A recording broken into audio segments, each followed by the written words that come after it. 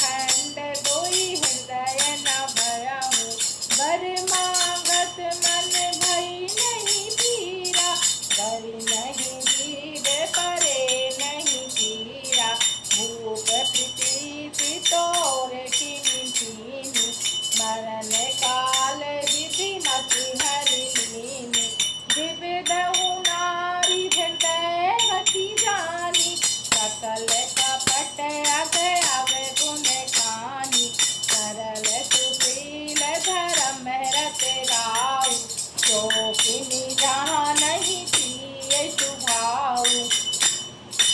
असी को जीव जंतु जग माही, यही रघुनाथ प्राण प्रिय नाही। जय रघुनंदन जय सिया राम, जय रघुनंदन जय सिया राम। हे दुख भंजन तुम्हें प्रणाम, हे दुख भंजन तुम्हें प्रणाम। जय रघुनंदन जय सिया राम, जय रघुनंदन जय सिया राम। अब अति अहित राम तेहि सोई, कोहु अहसि सत किन मोहि। जो हसी तो हसी महु मिथिलाई, आके ओठ उठ बैठहु जाई। राम प्रबोधि हृदय तज राम, प्रगट कीन विधि बोध किया राम। मुँह समान को पात की राम, लादि कहूँ कछि तोय सिया राम। हे दुख भंजन तुम्हें प्रणाम, हे दुख भंजन तुम्हें प्रणाम। जय रघुनंदन जय सिया राम, जय रघुनंदन जय सिया राम। सुनि शत्रुघ्न मात कुटिलाई, डरहि गात ऋष कछु न बसाई। तेहि अवसर कुबरीत है आई, हसन विभूषण विविध बनाई। लखि ऋष भरहु लखन लघु भाई, भरत अनल घट पाहुति जाई। हुम गिलाति सखी कुबर मारा, परि मुँह भरि महि करत पुकारा। कुबर टूटहि फूट कपारु, दलित दसन मुख रुधिर प्रचारु। अयहु दईने काहे नटावा, करत नेक फल अनयस पावा। सुनि रिपु सघन लखन लिखि खोटी, लगे घसी तन धरि धरि चोटी। भरत दया निधि लीन छड़ाई, कौशल्या पहि गए दोई भाई। मलिन बसन विपिरन विकल रामा, रत शरीर दुख भार सिया रामा। कनक कलप बल बेल बन रामा, मनहु हनी तुषार सिया रामा। जय रघुनंदन जय सिया राम, जय रघुनंदन जय सिया राम। हे दुख भंजन तुम्हें प्रणाम, हे दुख भंजन तुम्हें प्रणाम, हे दुख भंजन तुम्हें प्रणाम। बोलो सियावर रामचंद्र की जय। पुत्र के स्नेह वचन सुनकर नेत्रों में कपट का जल भरकर का पापनी केकई भरत के कानों में और मन को सूल के समान चुभने वाली वचन बोली। हे तात, मैंने सारी बात बना ली थी, बेचारी मंथरा सहायक हुई, पर विधाता ने बीच में जरा सा काम बिगाड़ दिया। केकई बोल रही है, भरत जी आगे न लौट के।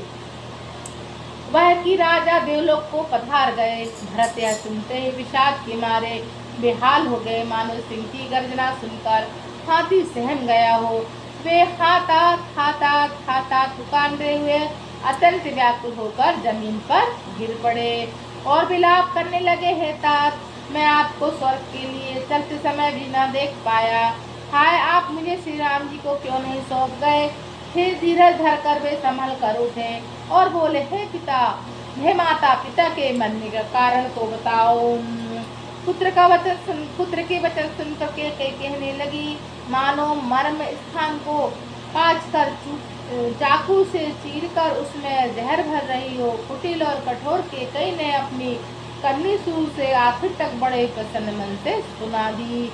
श्री राम जी का वचन जाना सुनकर भरत जी को पिता का मरण भूल गया और हृदय में इस सारे अनर्थ का कारण अपने को जानकर वे मौन होकर स्तब्ध रह गए। पुत्र को व्याकुल देखकर केकई समझाने लगी, मानो जले पर नमक लगा रही हो। हे तात, और कहने लगी, हे तात, राजा सोच करने योग्य नहीं है। उन्होंने पुण्य और यश कमाकर सबका पर्याप्त भोग किया है। जीवन काल में ही उन्होंने जन्म लेने के संपूर्ण फल पा लिए और अंत में वे इंद्रलोक को चले गए।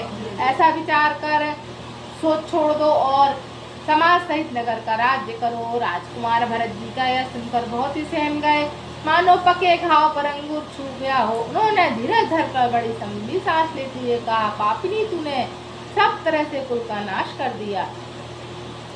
हाय, यदि तेरी ऐसी अविचल बुरी सोच, दुष्ट इच्छा थी, तूने जन्मते ही मुझे मार क्यों नहीं डाला? तूने पेड़ को काट कर पत्ते को सिंचाया और मछली के जीने के लिए पानी को डाला है। मुझे सूर्यवंश का दशरथ जी सर के पिता राम लक्ष्मण से भाई मिले, पर हे जननी, तू मुझे जन्म देने वाली माता हुई है।